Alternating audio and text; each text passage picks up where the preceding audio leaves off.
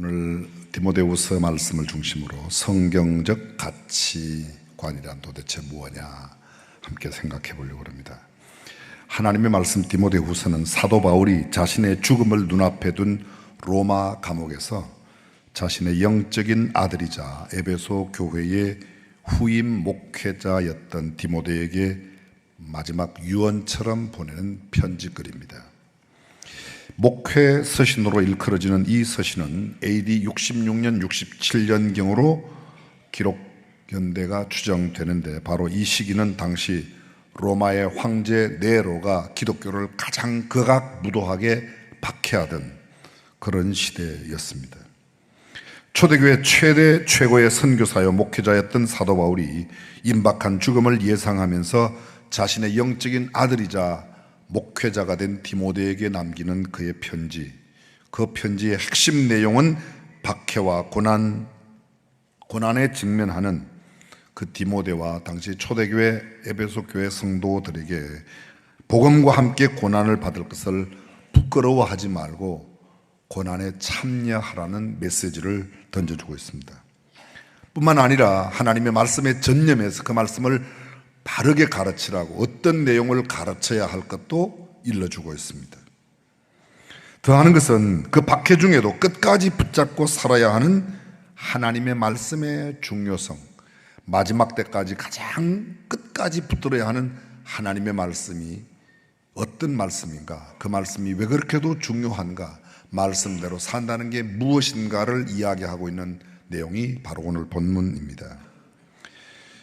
디모데후서 3장 16절 17절 성경이 어떤 책인지, 성경의 위력이 무엇인지, 성경이 주는 유익성, 성경의 기능, 성경의 중요한 가치, 이 말씀의 배경을 잠깐 살펴볼 필요가 있습니다. 디모데후서에 대한 개략적인 이야기를 하는데 디모데후서 3장 1절 이하, 조금 본문이 길지만 제가 한번 읽어보겠습니다. 너는 이것을 알라. 말세에 고통하는 때가 이르러 사람들이 자기를 사랑하며, 말세가 되면 사람들에게 나타나는 현상을 처음 얘기할 때 말세는 고통하는 때라고 단언합니다. 그리고 그때 말세를 살아가는 사람들의 특징이 뭔가 하면 자기를 사랑하며, 돈을 사랑하며, 자랑하며, 교만하며, 비방하며, 부모를 거역하며, 감사하지 아니하며, 거룩하지 아니하며. 자, 여러분 여기서 잠깐, 지금 우리가 살고 있는 현대의 모습과 어때요? 매우 비슷해요. 성경 계속됩니다. 무정하며, 정의 없는, 원통함을 풀지 아니하며, 원한을 갖고 사는 사람이 많다는 거죠. 모함하며, 중상모략함, 절제하지 못하며, 사나우며, 선한 것을 좋아하지 아니하며, 배신하며, 조급하며, 자만하며, 쾌락을 사랑하기를 하나님 사랑하는 것보다 더하며. 근래에는 텔레비전을 거의 제가 잘 안 보기도 하고 거의 볼 시간도 잘 없지만요, 잘 못 보지만 텔레비전에 나오는 내용이 거의 이런 내용 아닌가요? 거의 이런 내용, 그렇죠? 그런 생각입니다. 배신하며, 조급하며, 자만하며, 쾌락을 사랑하기를 하나님 사랑하는 것보다 더하며, 경건의 모양은 있으나 경건의 능력은 부인하는 이 같은 자들에게서 돌아서라. 경건의 모양은 있으나 경건의 능력은 부인하는 사람들 어디에 있죠? 이 사람들은 예배당 안에 있는 사람들입니다. 이런 사람들은 주로 목사 이런 사람들이에요. 쉽게 말하면 교회 아니든 교회 밖이든 말세가 됐을 때 상황이 아주 심각한 상황이라는 것이죠. 그들 중에 남의 집에 가만히 들어가 어리석은 여자를 유인하는 자들이 있으니 그 여자는 죄를 중히 지고 여러 가지 욕심에 끌린 바 되어 항상 배우나 끝내 진리의 지식에 이를 수 없느니라. 거짓 교사가 끊임없이 가르치는데 열심히 배우지만 결국은 진리에 이르지 못하는 그런 모습이 교회 안에 있다는 거죠. 얀네와 얌브레가 모세를 대적하는 것 같이 그들도 진리를 대적하니 이 사람들은 그 마음이 부패한 자요 믿음에 관하여는 버림받은 별로 본받을 것이 없는 사람이라 긴 설명 드리지 않겠습니다. 9절 그러나 그들이 더 나아가지 못할 것은 저 두 사람이 된 것과 같이 그들의 어리석음이 드러날 것입니다. 경고의 메시지가 담겨있습니다. 10절 11절 건너뛰고요 12절 무릇 그리스도 예수 안에서 경건하게 살고자 하는 자는 박해를 받으리라. 말세에 나타나는 거예요. 말세가 되었는데 경건하게 살고자 하면 박해를 받는다는 거예요. 제가 여쭤보겠습니다. 여러분 지금 박해를 받고 계세요? 만약 안 받는다면 나는 경건하게 살고자 하는 노력이 없을 수도 있다는 거예요. 경건하게 살고자 하는 자는 말세에 박해를 받는다고 되어 있으면, 그렇죠? 이거 해석을 잘해야지 됩니다.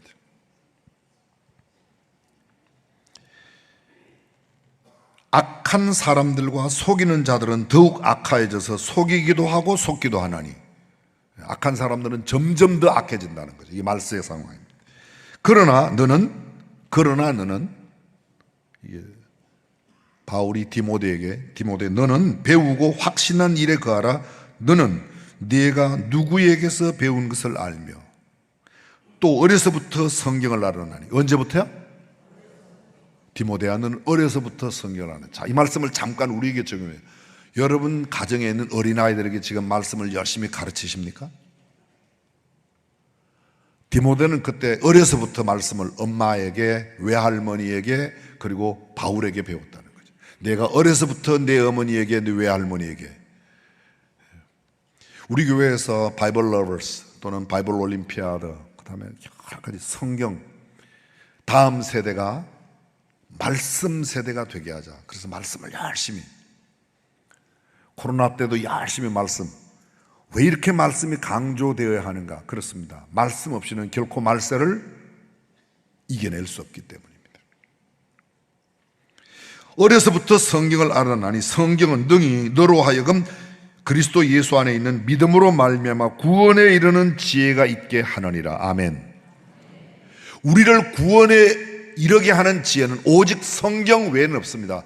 국영수, 사회, 과학, 자연, 세상의 학문이 아무리 많아도, 아무리 탁월해도 어떤 분야의 학문에 전문을 이루고 전문성을 갖고 학위를 얻는다고 해도 그것으로 구원받을 수 있어요. 유일한 구원의 방법은 하나님의 말씀 뿌린 줄로 믿습니다.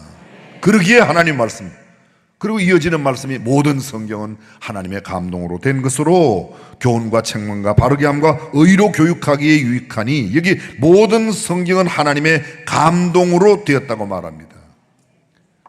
이게 감동, 거기 보면 또 다른 작은 글씨가 헬라어로 표시되어 있어요. 영감으로. 거기 밑에 보면 의로 교육하기에 되어 있는데 거기 보면 징계하기에, 이런 단어, 원어가 그런 뜻도 있다는 거죠. 모든 성경은, 성경 66권 모두가 각 장, 각 문장, 각 구절, 아니 각 단어에 이르기까지 성경의 모든 말씀이 하나님의 영감으로, 이 하나님의 감동이라는 성경의 영어 표현을 보면 God breathing, 하나님께서 호흡했다는 겁니다. 하나님께서 생기를 불어넣으셨다고 창세기에, 그래서 생명이 됐을 때의 표현과 똑같은 표현입니다. 다시 말하면 하나님의 말씀은 하나님의 영감으로, 하나님의 생기로, 하나님의 생명으로, 하나님의 능력으로, 하나님의 권능으로 말씀이 그래서 권능이 있다는 겁니다.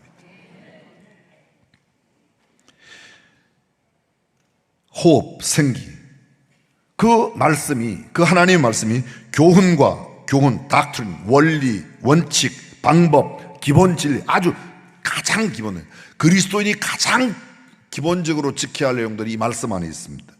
교훈과 책망과, 그 말씀대로 살아야 되는데 때로 살지 못할 때 책망이 있습니다. 책망, 잘못된 것을 지적하고 원리와 원칙에서 벗어났을 때 원리 원칙으로 오라고 책망합니다. 그 다음에 바르게 함과, 방금 말씀드려도 그 책망받은 것으로부터 다시 바르게 세우는, 본래의 자리로 돌아오게 하는, 그리고 다섯 번째, 의로 교육하기에, 불의와 불법을 회개하고 올바르게 가르쳐주는 그 기능, 소위 성경의 4대 기능이라고도 말하고 4대 목적 또는 4대 의 이렇게 표현하는데, 교훈과 책망과 바르게 함과 의로 교육하기.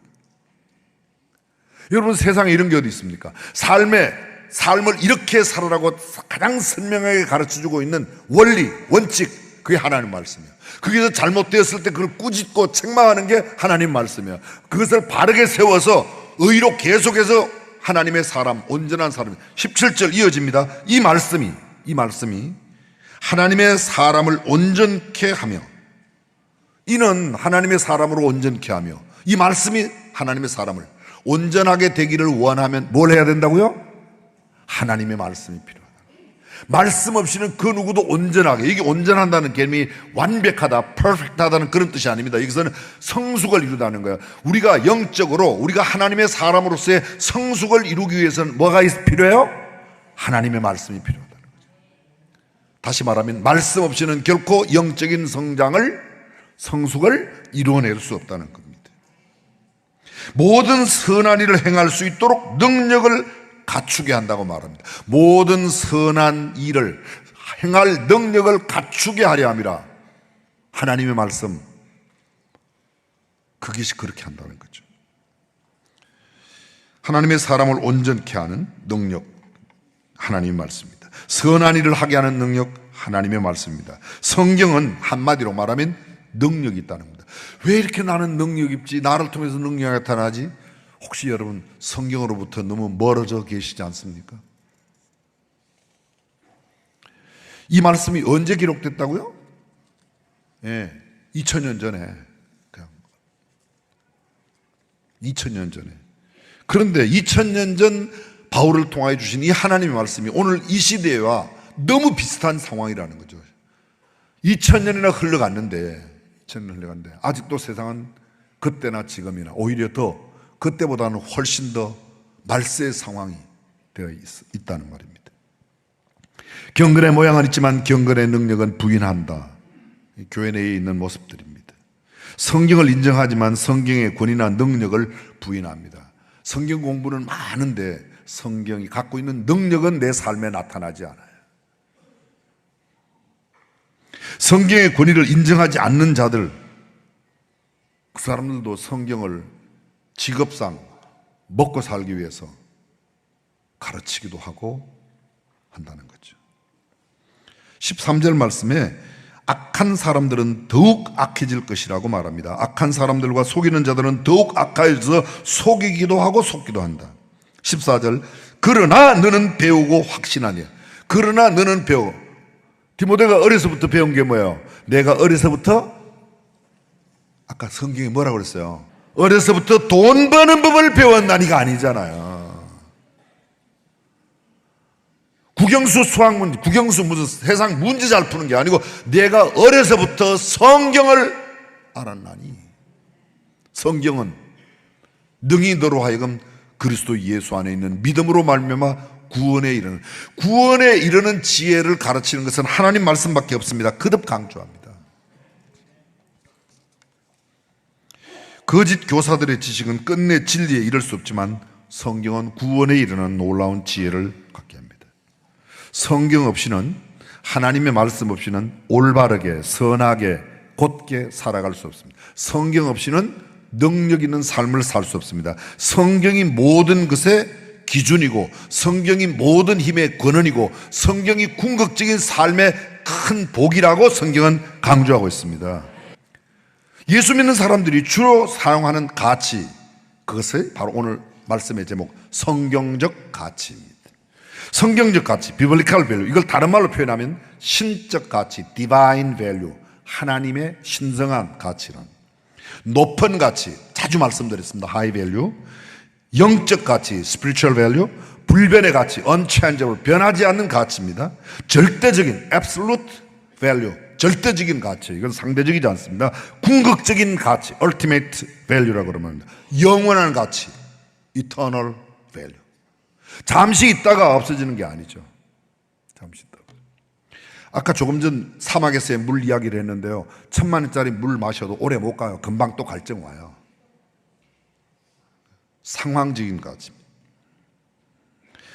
그런데 이런 소위 말하는 영적인 가치, 성경적인 가치, 비물질적인 non-material, 물질로 계산할 수 있는 게 아닙니다. intangible, 이게 쉽게 말하면 뭐 손으로 만져지고 눈으로 이렇게 보아서 이런 정도가 아닌 거죠. 경제적인 가치로 따질 수 없는 것. 조금 전 공기라든지 이런 거 있습니다. 공기, 태양, 햇볕, 돈 안 내지만 엄청 강하게. 올해 가을에 비가 많이 와서 태양의 중요성이 얼마나, 농부들은 정말 많이 들어보셨을 겁니다. 긴 설명 드리지 않겠습니다. 그런데 이런 성경적 가치, 판단의 기준, 선택의 기준, 생각하고 사고하는 기준, 선악의 기준을 삼고 살아가는 사람을 성경적 가치관의 사람이라고 말합니다. 이 사람들은 중요하게 여기는 게 뭐냐면 하나님과의 관계를 더 중요시하게 생각해요. 무엇이 하나님의 뜻에 맞는가를 더 중요하게 생각합니다. 무엇이 하나님의 뜻을 이루는가에 대한 관심이 많은 사람들입니다. 내가 선택하고 결정하고 행동하는 모든 기준은 이게 정말 하나님께 영광이 되는가, 영적인 성숙을 이루어내는가, 이런 것들이 관심이죠. 자유가 얼마나 중요하고 생명, 영원한 생명이 어떤 것보다 더 중요하다고, 우정이 얼마나 중요한지, 사랑이 얼마나 가치가 있는 것인지, 희생하고 헌신하는 것이 얼마나 삶에 더 필요한 것인지, 돈 얼마를 받을래? 정말 충성스러운, 이게 충성, 돈으로 계산할 수 없는 것이죠. 정직함, 인내, 섬김, 자비, 양선, 절제, 온유, 겸손, 이해, 용서, 배려, 나눔, 구제, 얼마나 많은 이 높은 가치들, 이 영원한 가치들이 얼마나 많은데, 우리가 이런 높은 가치들은 별로 그렇게 귀하게 생각하지 않고 거의 세상에 살아가고 있는 것은 이것과 반대되는, 조금 전 성경적 가치에 반대되는 개념이 뭐예요? 그게 세속적 가치입니다. 다른 말로 말하면 물질적인 가치예요. 그건 상대적인 가치입니다. 이건 곧 없어질 가치입니다. 변하는 가치입니다. 상황에 따라서 변합니다. 이걸 갖다가 우리는 현세적 가치라고 말하고, 자연적 가치라고 말하고, 상황의 가치라고 말하고, 비교해서 그래서 비교적 가치라고 말합니다. 어떤 것들이 있죠? 예, 근, 언, 보석, 지위, 명성, 명예, 이런 것들입니다. 왜 그렇게 공부 열심히 하라고 그러죠? 엄마들이 하는 보편적인 말, 그렇게 공부하는 거 너 먹고 살겠냐? 여러분, 많이 먹어서 살찔 가능성이 많지 굶어 죽을 가능성은 거의 없어요. 세상의 사람들은 공부를 왜 그렇게 열심히 하고 왜 그렇게 열심히 사는가 하면 내 앞에 명패를 바꾸는 거야. 사원으로 들어가서 팀장하고 과장하고 부장하고 부사장하고 사장하고 그 다음에 난 회장하고. 여러분의 자랑이 무엇입니까? 가끔 목사들이 만나서 자랑할 때 자기가 무슨 차를 바꿨는데 차 타고 다니는 게 감사하지. 저는 좋은 차를 싫어하는 건 아니에요. 그렇지만 좋은 차를 자랑할, 그냥 차 타는 게 감사한 거지, 차 자랑 한번 하겠습니다. 지난주에 우리 교회 제가 아는 사람이 어떤 자기 동생하고 자기 동생이 사귀는 여성을 데리고 교회에 왔어요. 그래서 제가 식사 대접을 했어요. 점심 식사를 같이 먹고 거기서 복음을 나누었어요. 예수님을 영접했어요. 그리고 그분이 돌아갔습니다. 저녁에 보니까 제 전화기에 전화번호가 하나 찍히는데 제가 모르는 번호예요. 그래서 그 전화를 확인한 시간이 새벽 2시 40분이었어요. 제가 문자를 보냈어요. 확인하자. 누구세요? 보냈더니 아침에 문자가 왔더라고요.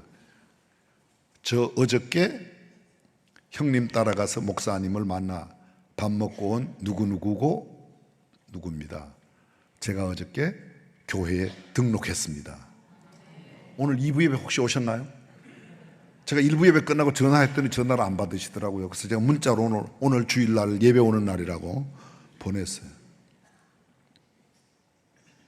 여러분, 영혼 구원을 자랑하고 영적인 사역의 열매를 자랑하는 것이 우리의 자랑이 되어야지, 집 넓히고 평소에 너 무슨 차 타다 왔냐, 너 몇 평에 살다 왔냐, 너 얼마, 그런 거 하나님이 묻진 않으실 것 같아요. 그죠?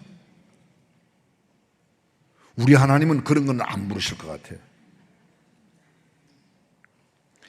영혼을 믿는 사람과 영혼을 부정하는 사람의 삶의 태도가 다릅니다. 세상을 부정하는 사람과 세상만 인정하는 것을 생각하는 그리스도인이라는 생각이 다릅니다. 우리에게도 쾌락이 필요합니다. 우리에게도. 왜요? 우리도 부유하게 살고 넉넉하게 사는 게 잘못된 게 아니에요. 그게요. 왜요? 우리의 전도의 대상자들이 우리를 바라볼 때 예수 믿는 것들은 지지리도 못 살아, 궁상맞게 못 살아. 아니, 저 사람 예수 믿더니 정말 부자가 됐어. 그런데 우리가 그 사람한테 너 예수 믿고 내가 부자 된 것만 보지 말고 난 부자 된 거 이거 별로 관심 없어. 내 관심은 저기에 있어. 그게 뭔지 아니? 내가 그거 이야기해 줄게.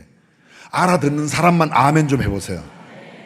그게 예수 믿는 사람들의 삶의 가치 아니에요. 내가 타고 다니는 차, 내가 넓은 집, 내가 높은 자리, 내가 돈 많이 버는 거 그것만 자랑하는 게 아니고 나를 그렇게 축복하신 그분이 계신데 그분 앞에 살아야 되는 삶의 태도가 있다. 그것이 그렇습니다. 두 개의 가치가 충돌을 하면 우리는 반드시 영적인 가치, 성경적 가치를 우선시해야 될 줄로 믿습니다.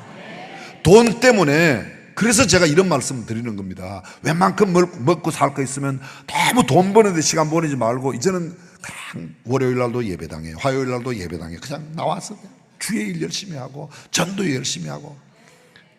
아멘이 적을 줄로 제가 조금 짐작은 했지만 너무 적네요, 정말. 내가 시간을 배분할 때 무엇에 시간을 많이 배분합니까?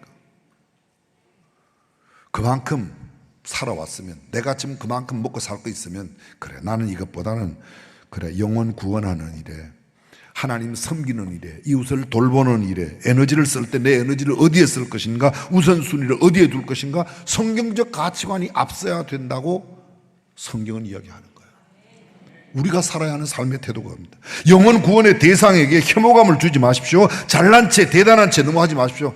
내가 가진 것 갖고 잘난 체 하면요, 저 사람들은 우리보다 더 가진 사람들이 세상에 많아요. 우리 교회에 뭐 삼성 회장님만큼 부자 있어요? 없죠? 아, 혹시 빼들어갈까봐 말 못합니까? 그런 거예요. 근데 그분이 갖고 있지 않은 우리의 가치, 그리고 정말 그분도 부러워할 수 있는, 저 사람은 나보다 가진 게 없는데 왜 저렇게 저렇게 어떻게 기쁘고 즐겁게 살지? 저 사람의 삶의 비밀이 도대체 뭐야? 그걸 이야기해 주는 걸 우리가 갖고 있을 때 우리의 가치가 있는 것 아니겠나? 그게 성경적 가치를 가지고 살아가는 사람 아니냐 말이죠. 예배당에 왜 다니십니까? 예수 믿는 게 뭡니까? 교회의 직분이 무엇이에요? 여러분, 사람도 자기가 가지고 있는 금은 보석 사가지고 짐승 앞에 가서 자랑하지 않습니다. 그 금은 보석을 부러워하는 사람들 앞에 자랑하는 거예요.